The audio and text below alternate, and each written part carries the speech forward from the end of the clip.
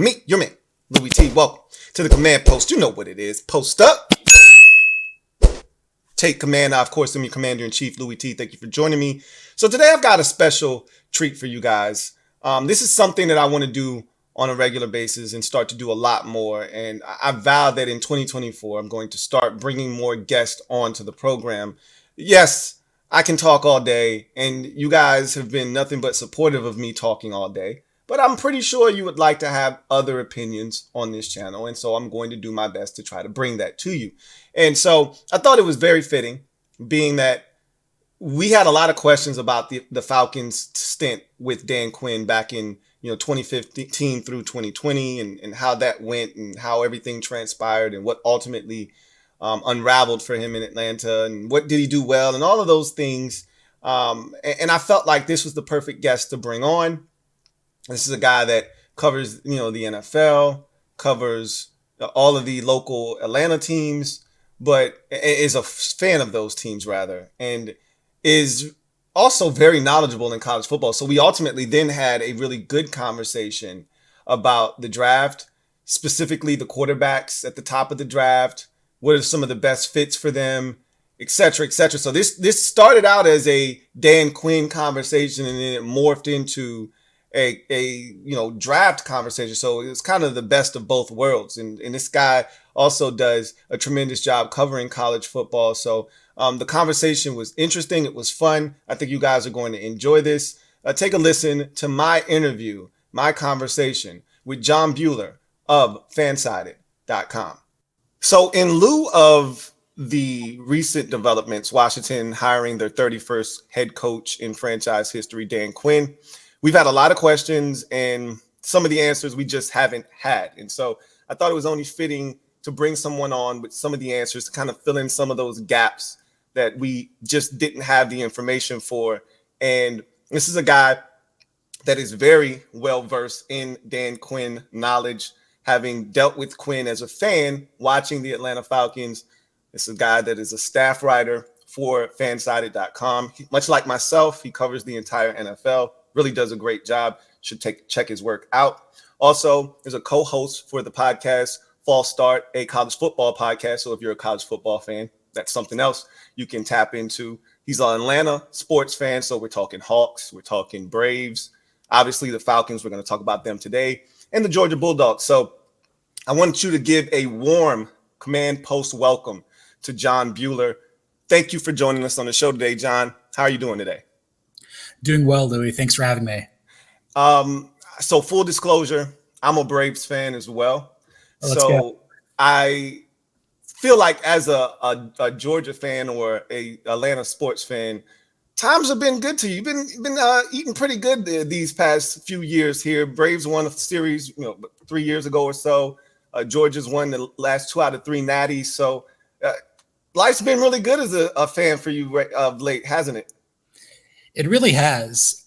I mean, prior to, the Braves winning in 21 and then Georgia winning in 21 and 22, like the Braves won in 95 when I was in kindergarten, and then the MLS club Atlanta United's had some success too, but it's been a lot of struggles, mostly with the Falcons and the Hawks, but it all evens out in the end, I suppose. Yeah, man. That one felt good, having been through all of the years of winning the division as a Braves fan and not being able to win the World Series, seeing them finally break through with that team, watching them grow from the, baby Braves to, where they are now. And I would love for them to get more than one out of this group. They're just too talented to only get one World Series title. So hopefully they can get back before all of this kind of dissipates. We'll see. I can sit here and talk Braves with you all day, but I wanted to first start with asking you how you felt when you heard the news that Dan Quinn, what were your first impressions when you heard Dan Quinn? And you know what? Let's take a step back first. And because you cover the NFL, much like myself, you probably were interested in that whole Ben Johnson saga and how that whole thing kind of played itself out. So walk me through your read on how everything went, how you felt about everything, and then ultimately how you felt about Washington landing on Dan Quinn as their next head coach. A lot to unpack here, but it's all really good. Every year there's one like coordinator that's like the cream of the crop. Like this year it was Ben Johnson. I think beforehand, and like Brian Dable was that when he went to the Giants. Obviously, Kyle Shanahan was that after Atlanta in 2016. It was shocking that Ben Johnson like didn't get a job. And maybe there were some reports out there that he wanted too much. I thought that like he was looking pretty heavily, I think, at the Chargers, the Falcons, and the Commanders. And it seemed as though like once Atlanta hired Raheem Morris, I'm like, oh, he's going to Washington for sure.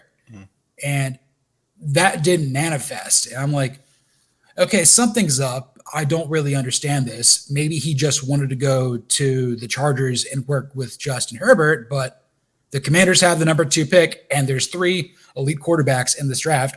I don't understand that. But once Ben Johnson removed himself from the equation, it became pretty clear that Dan Quinn was going to be a serious contender for the Commanders' job.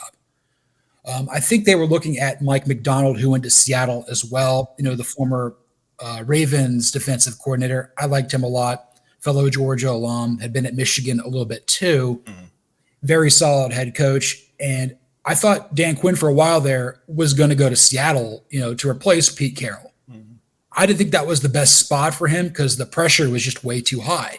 How can you compare to being Pete Carroll? Like, imitation is the sincerest form of flattery. But once it became very apparent that Washington was really interested in him, I'm like, okay, this is going to work. He's been biding his time for the last 3 years in Dallas, waiting for the opportunity. Pulled himself out of multiple hiring cycles. And I think he's got a really good plan in place. And I think the more I think about it, I like the fit there with Washington. It really depends on how Mike McDonald does in Seattle, because I think that's who Josh Harris wanted more. But, you know, it doesn't matter. Dan Quinn's a really good head coach, and he's earned this opportunity. So before I get into Dan Quinn specifically, he also hired Cliff Kingsbury as his offensive coordinator. You've watched a ton of college football. Give me your feel, and also in the NFL as the Arizona Cardinals head coach. Give me your feel for Cliff Kingsbury and what you think he will do as the coordinator for the Washington Commanders. It makes me like the Dan Quinn hire even more. What I think a lot of people don't understand is when Quinn was hired in Atlanta, Kyle Shanahan's stock was not that high. He had a decent year there in Cleveland, but obviously on his dad's staff, you know, the really famous one in 2013 with all the coaches, y'all went like 3-13. So it took a hit after what he was at Houston under Gary Kubiak with Matt Schaub again. His stock was not like, it could have been better. That's right. But that's kind of what Cliff Kingsbury's been, you know, after Arizona. Didn't work out very well for him at Texas Tech. He had Patrick Mahomes, but couldn't go to a bowl game, which is shocking. But he had a lot of success there. He was the offensive coordinator at A&M when Johnny Manziel won the Heisman.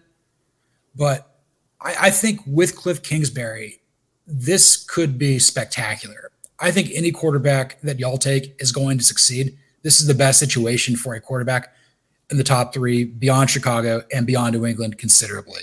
Cliff Kingsbury will be a head coach in the NFL again by 26, 27 at the latest. This is a fantastic fit for him and everybody involved with the Commanders.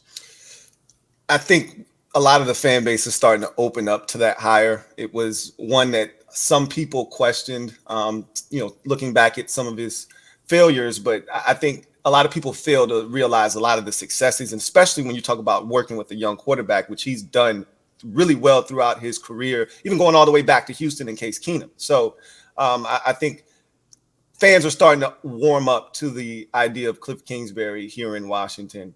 But I wanted to ask you now, we want to switch gears and get to some Dan Quinn talk. And before I do, my sister, just to give you a little bit of background, my sister is a massive Atlanta Falcons fan. Okay. And so she can't stand anyone from the staff in 2016 when they lost the Super Bowl. So she's got animus towards Kyle and Dan Quinn and anybody associated with 28-3. And so like she used to be like, rooting for Washington, when we weren't playing them. Now she can't stand us because we hired Dan Quinn. So I said all of that to say this. Do you have any resentment towards Dan Quinn as he's moved on, but that 28-3 obviously is always going to be a sore spot for Falcons fans until they win another Super Bowl. Do you have any animus towards Dan Quinn? A little bit, but it has been subdued. Most of mine is geared towards Kyle Shanahan, and that will never go away. He completely mailed it in. He's like, he met with John Lynch. He's like, oh, keep it secret. We're going to go take over the 49ers. And then he just blew it. Like, that was his side of the ball. And, one thing that Dan Quinn does really well is he empowers his assistants and stuff, but he needed to take over in that situation because Kyle was kind of just in his head, and that might be the case here come Sunday again versus Andy Reid. But I guess with your sister and I, it's like, well, Raheem Morris was on that staff, and I thought he did a really good job as the interim. The big thing that with Dan Quinn that bothered me was they didn't take Matt LaFleur seriously as an internal OC candidate. He was the quarterback's coach on that team. Yes, they went out and they hired Steve Sarkisian, who I'm a massive fan of. I'm so happy he's got his life turned around. Did really good things in Atlanta before going to Alabama, and now really kicking some serious tail there at Texas. But how do you let Matt LaFleur go to like the Titans for like a year or the Rams, and now he's doing great things with the Packers, a team that like could make the Super Bowl next year if Jordan Love continues to progress. But, I was happy to see Dan Quinn have a lot of success there in Dallas, really taking back, reins as a good defensive coordinator. I think he'd only been a DC in Seattle for 2 years because Gus Bradley got the job in Jacksonville and he replaced him. So he really kind of reestablished himself as like, I know exactly what I'm doing from a defensive mind standpoint. Got the player he always wanted to get after the quarterback and Micah Parsons. And Washington has a few guys there. I wish they still retained Montez Sweat and Chase Young, but Deron Payne, Jonathan Allen, there's pieces there with the Commanders for sure that he'll really like.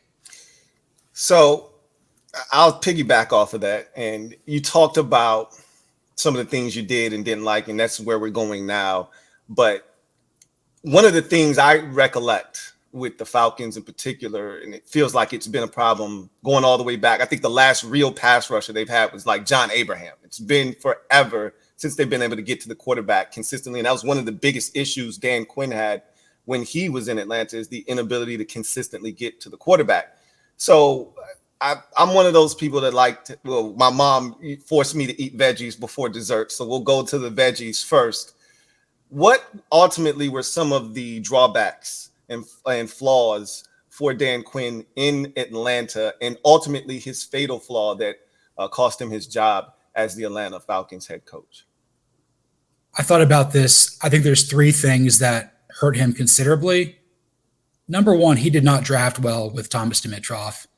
He did not. I remember they took like Tack McKinley over TJ Watt. The 2016 draft that the Falcons had after the Super Bowl was horrific. It's one of the worst drafts I've ever seen. 15 was pretty good because you got Grady Jarrett. He's had star power there, been a pillar for this team for the better part of a decade now. But he could never really fully articulate the type of player he wanted to have on his team. That may be better now working with Adam Peters because, he's worked with Kyle Shanahan there in San Francisco. If they've got alignment there, that will be good. Another thing was I was a little apprehensive of the hire initially in 2015 because I just thought it was like imitation Pete Carroll. Pete Carroll never really had any great disciples in the NFL game before. I just kind of thought he was just going to throw a bunch of cliches out there and it would work initially. And then when the team started losing, people would lose patience and stop buying in. That happened. But I think the other thing was what really hurt him was he kind of waffled between being a CEO type head coach and a defensive mind. I felt like when he's a good coordinator, he's all in on this. He's like, oh, I can focus. We need to get Micah Parsons. We need to get Trayvon Diggs. We need to do this. when it kind of became the larger thing, he put so much trust into his coaches and other people, and they didn't always do the best job. Sometimes they did, but they didn't. Then after the Super Bowl, and particularly the NFC divisional round loss to Philadelphia, where Sark couldn't get in from like 10 yards out, he kind of got in his head there, particularly in like fourth quarters, blowing massive leads in the regular season to Chicago, Arizona, and Dallas. He kind of got in his head there, and it needed to end.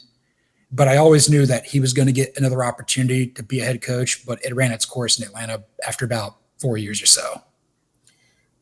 And what's funny is at his press conference, he talked about doing a 360 of himself.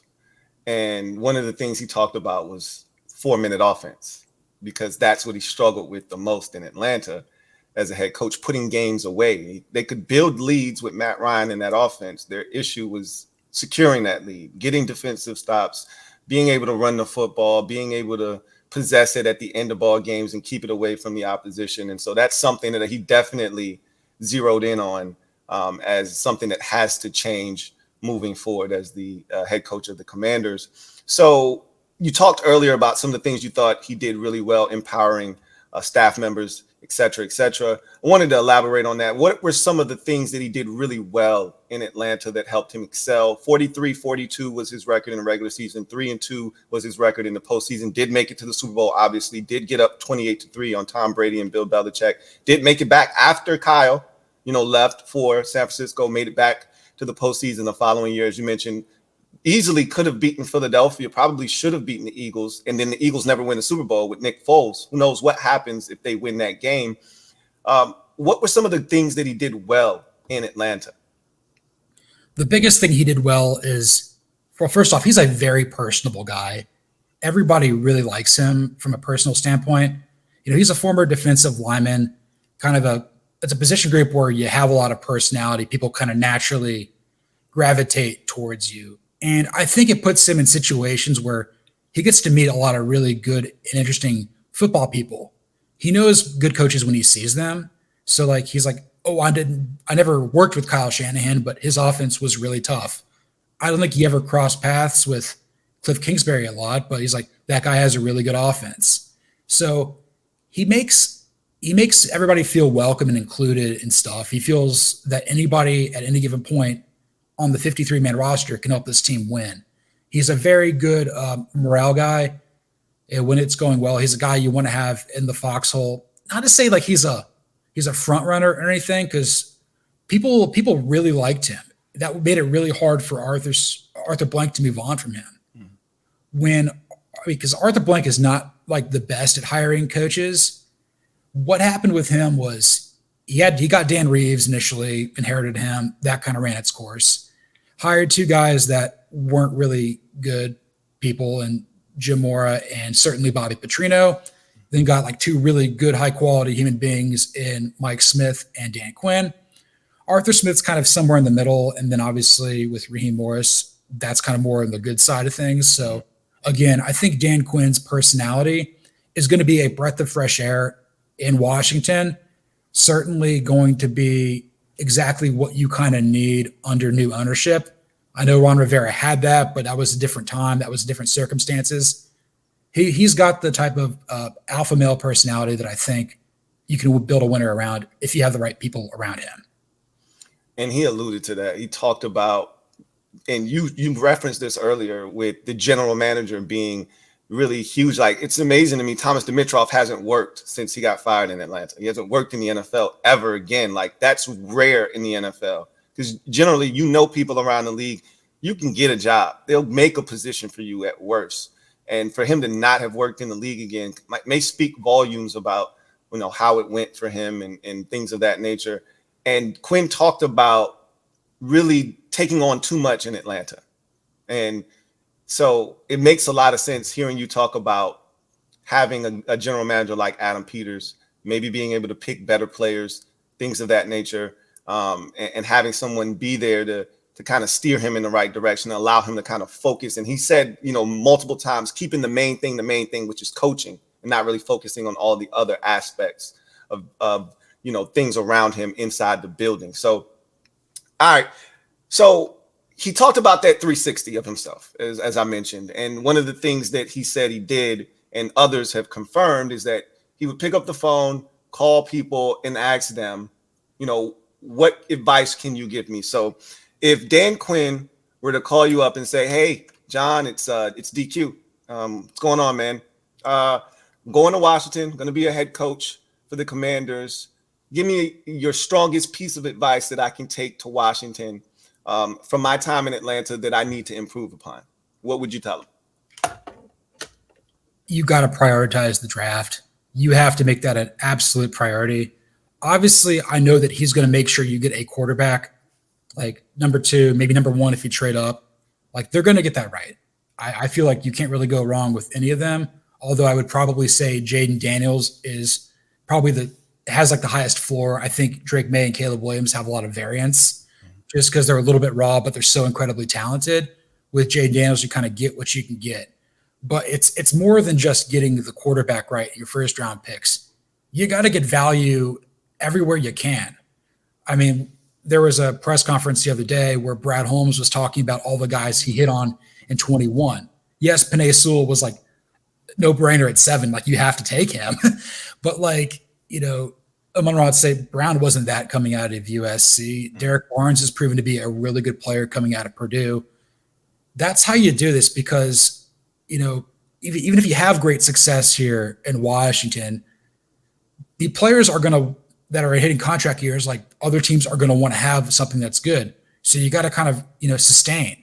And I think having a guy that has shown how you can build a team the right way in Adam Peters, kind of learning under John Lynch. And again, John Lynch didn't hit on everything. Solomon Thomas didn't work out, but, obviously there was an opportunity to get Nick Bosa and they hit it out of the park. Obviously Brock Purdy, Mr. Irrelevant, that's never going to happen again, but like there's value to be had everywhere. And as long as the Commanders and Quinn take it's a priority in the draft, I think they'll be okay because he's gonna be a very personable guy with everybody in the locker room. He's gonna bring in good coaches. He's gonna put people in best positions to succeed. But like, you got to make sure that the ingredients are good if you're gonna continue to build, a 3-star Michelin restaurant meal, if you will. So while I've got you, I think you're the perfect person to ask. Washington is sitting at number 2.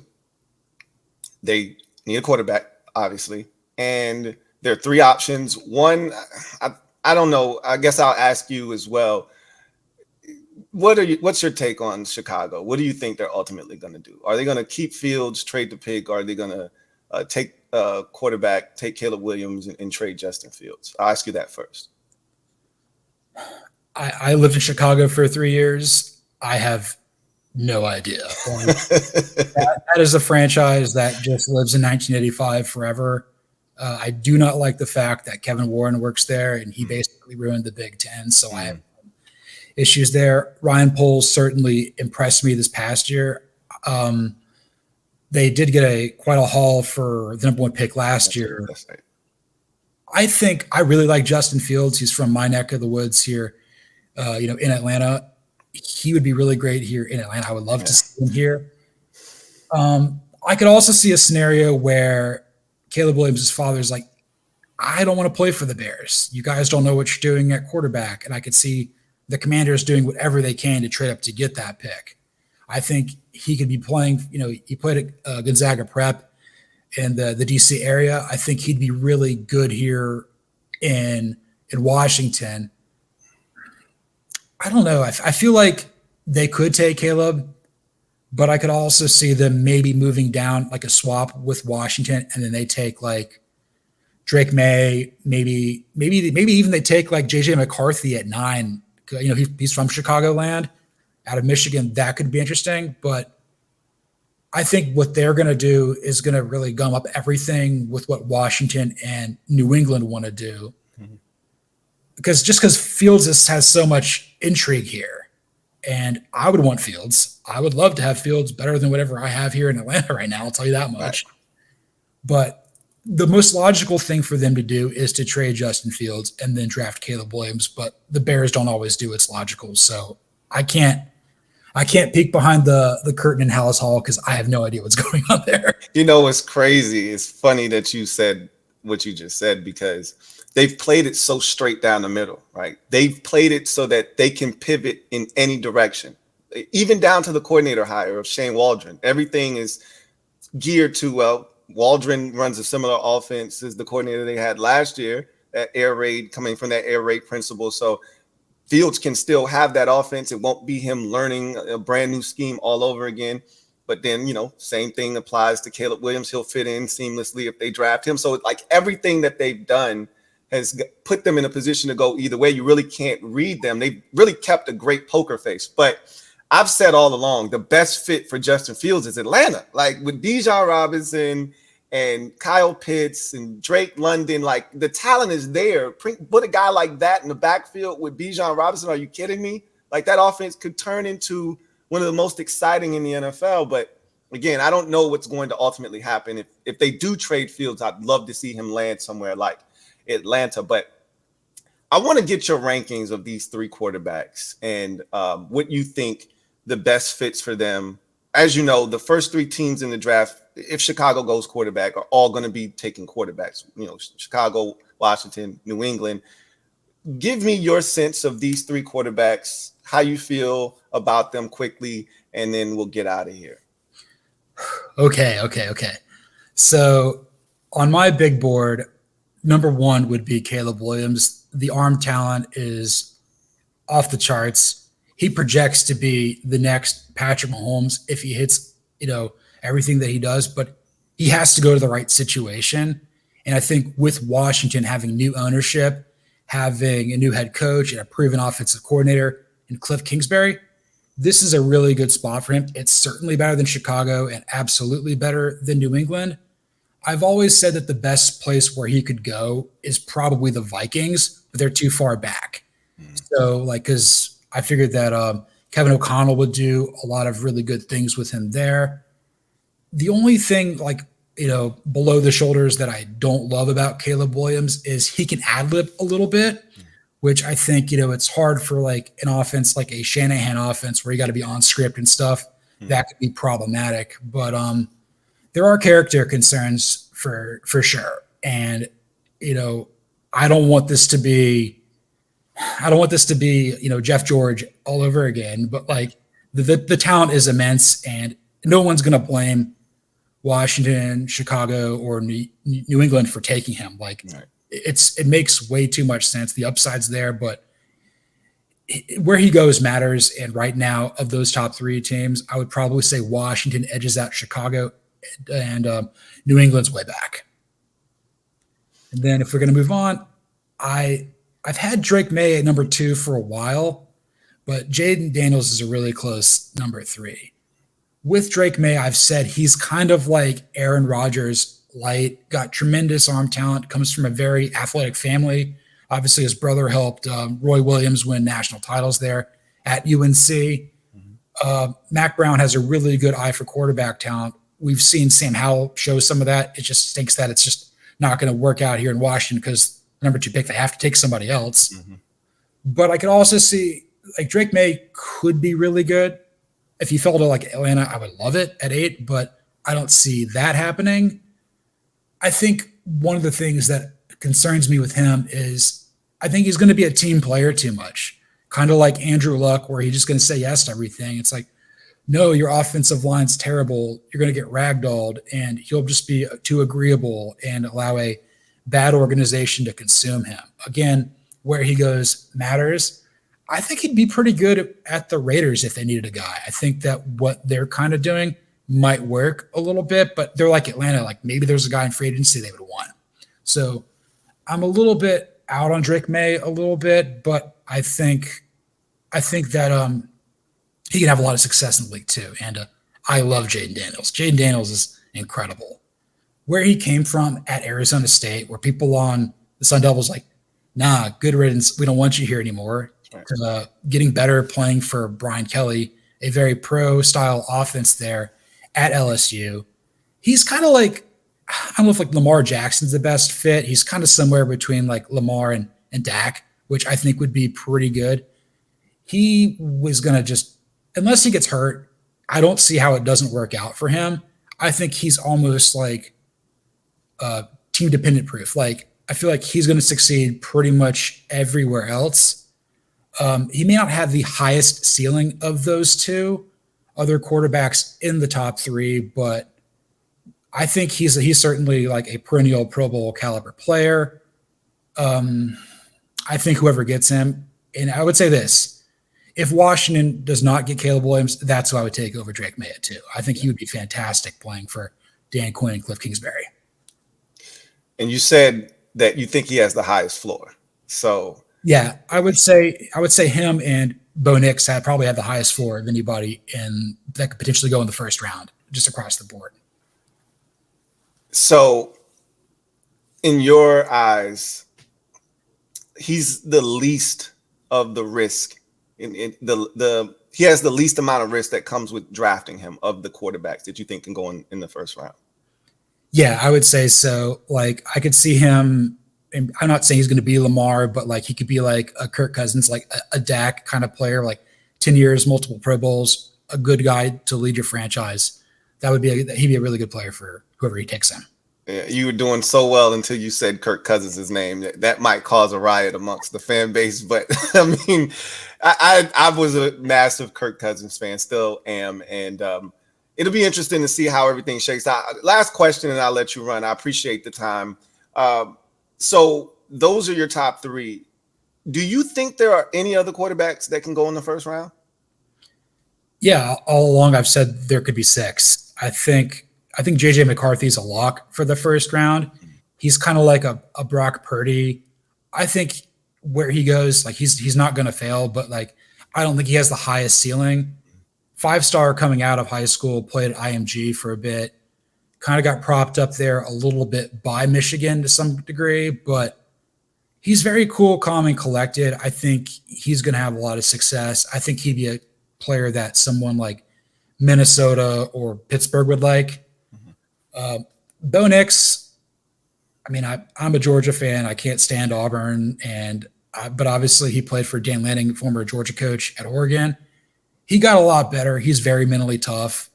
He kind of reminds me of a Derek Carr type of guy. I think that's a guy that, I don't know how well he's going to do like in postseason situations, but he probably has the highest floor of any guy potentially in the first round. And then Michael Penix Jr., who I've talked to before on the False Start podcast. I love the guy. He's such a cool dude, such a likable guy, a little bit older, a little slender, left-handed, and has the medicals. I think he can probably get in the first round just because that 5th-year option's too great. Like if he goes to somewhere, maybe he goes to somewhere like the Rams, I think that would be really good for him as like a future Matthew Stafford successor. Yeah, he's a complete wild card here. Could be a great player. He could also just be a backup. But I really like what he's about from the head up. He's a great guy. It's going to be fascinating because, quarterbacks and tackles are usually the two positions that get pushed up in drafts. This is supposed to be an extremely deep draft at offensive line. And then you got all these quarterbacks. Teams need quarterbacks. There's so many teams that could use a quarterback. Atlanta could use a quarterback. I think the Steelers could use an upgrade. The Raiders probably are more so looking for a veteran, but they could use a young quarterback. You talked about Minnesota and the need for a quarterback potentially there. I don't know what they're going to do with Kirk Cousins. Obviously, the top 3 teams in the draft need quarterbacks. It's going to be really fascinating to see what ultimately happens. I can't thank you enough for your time, John. Tell the people where they can find all of your work, where they can find you on social media, et cetera, et cetera. Yes. You can follow me on Twitter or X at Buhler118. I do a bi-weekly podcast, semi-adjacent to Fansided Network, called False Start with my colleague, Cody Williams. He knows Dan Quinn a little bit too. He's a Cowboys fan, so he saw what he did the last 3 years. He's a really funny guy, works super hard. You can follow us there at CFB False Start. And you can find any of my content written there on fansided.com. I mostly write about college football, the NFL, and the Atlanta Braves. Thank you so much for your time, John Buhler. Take care. Have a good one. All right, you too, man. Appreciate it. So I told you were going to enjoy that conversation. A lot of gems dropped on our melon by John Buhler, talking about the tenure in Atlanta for Dan Quinn, what went right, what went wrong, and things that he can improve upon. A lot of the things he said, we've heard from others, and it's always good to have confirmation and validation of what's being said about him. Great leader, going to put together a tremendous staff, going to empower those coaches to be able to do their jobs adequately. He talked about some of the things that he struggled with, which the draft was one of them.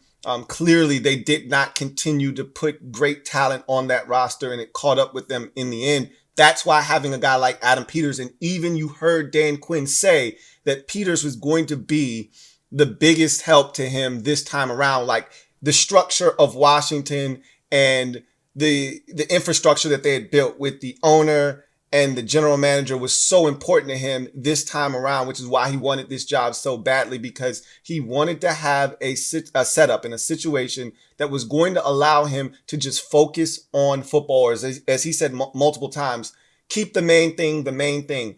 While he is going to have input on players and they're going to have that shared aligned vision of what a Washington Commander looks like, he's going to allow, Adam Peters and his staff to do what they do best, and that's find quality football players for Dan Quinn and his staff to coach up. And now Quinn doesn't have to worry about that. And he talked about maybe juggling too many responsibilities his first go round, which is what you heard John talk about. Now he can just focus on football and really getting this thing turned around. You heard him talk about Cliff Kingsbury and feeling like he's a great hire and he's going to do wonders for whomever Washington takes at number 2. I'm kind of getting that same sense and feel, but we'll see what happens. Ultimately, this is a results-based league, and you're judged on what you're able to get accomplished. And so we'll see what happens. But right now, everything seems to be trending in the right direction for Washington. And John kind of spoke to that. And he likes all 3 of the prospects at the quarterback position. I know some of you don't, love some of the prospects. I know a lot of you don't love, all 3 of them. You may love 1 or 2 of them. You don't love all 3. He thinks all 3 of them are going to be good quarterbacks. But he feels like, and I think a lot of us feel the same way, that Caleb Williams and Jaden Daniels would be great fits here in Washington, specifically for the Cliff Kingsbury offense in particular. And the upside for those guys are tremendous. But as he mentioned, the floor for Jaden Daniels may be a little bit higher than that of Caleb Williams and Drake May. Those 2 may be a little bit more volatile. Now, you may get more out of them if they are to reach their full potential. But if they were to bottom out, they would fall a lot further than Jaden Daniels would, should he not reach his full potential. So we'll see what ultimately happens. So much time between now and the draft. But in the meantime, we've got a lot to chew on with the new hire, filling out the staff, free agency, and then we finally will turn our attention to the draft. So this was a really refreshing conversation. I look to do this a little bit more on this channel. I hope you enjoyed this, and I'll try to do this more often. With that said, you know what it is. Post up. Take command. Until next time, you guys have a good one. Also, don't forget Rio, Ed, Rico, myself, Commanders Kings, live Thursday night. So tomorrow night, 8:30 p. here on the LouieTeeNetwork. Boy, do we have a lot to talk about. Should be fun. Hopefully, you'll be able to join us and tune in. Until then, you guys, take care. Louie T Network.